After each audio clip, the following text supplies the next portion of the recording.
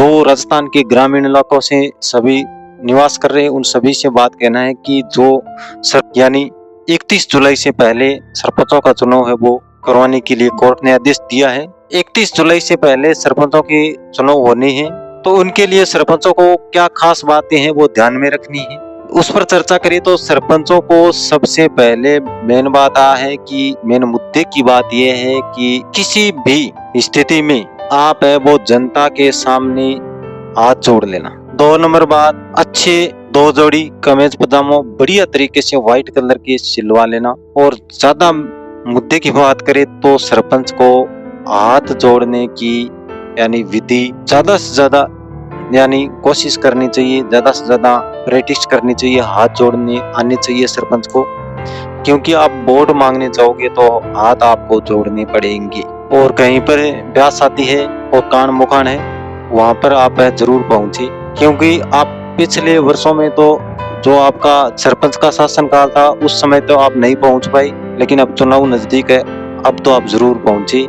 कोई छोटा मोटा काम है तो उसका जरूर करवा देना। कहीं पर का कोई बाजार में मार्केट में बाइक पकड़ी गई है, कोई गाड़ी घोड़ी पकड़ी गई है तो वहां से आप उसे छुटवा देना।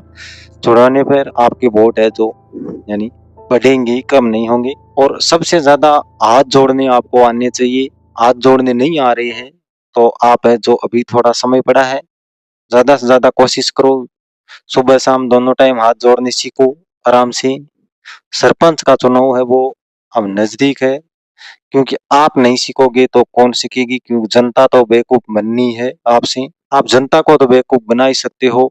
कभी हाथ जोड़ दिए, कभी उसके पैर पड़ गए, आपसे बड़े बुजुर्ग है वहां पर जाकर आप उसके पैर पगा लागते हो, तो कोई मोटी बात नहीं है कि आप सरपंच हो और उसके पैर छू रहे हो, क्योंकि आपसे बड़े है बुजुर्ग है, आपको पैर है वो छूना ही पड़ेगा। तो आप है जो अच्छे तरीके से 2 कमीज पजामो अच्छे व्हाइट कलर के सिलवा लेना, हाथ जोड़ना सीख लेना। और कहीं ब्याह शादी हो या कान मुखान हो वहां पर आप जरूर पहुंचना। और कोई घटी बस स्टैंड हो गया, कोई यानी मैदान हो गया, वहां पर छोटे मोटे पानी की व्यवस्था करवा देना।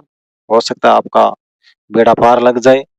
लेकिन अब शिक्षित है, युवा है, मुश्किल है, क्योंकि ऐसे वैसे सरपंच बनने मुश्किल है। अब शिक्षित युवा है वो जागरूक हो चुके हैं। तो आप ये ध्यान रखना कि आप है जो आगे सरपंच के चुनाव में आपको वोट देना है तो सोच समझ कर देना। ये मत मैं ये नहीं कहता हूं कि आप कौन सी पार्टी को देना है, लेकिन आप सोच समझ कर वोट देना, क्योंकि 5 साल आगे के 5 सालों के लिए आप है जो एक उम्मीदवार चुन रहे हो वो आपके लिए हर समय खड़ा रहेगा या नहीं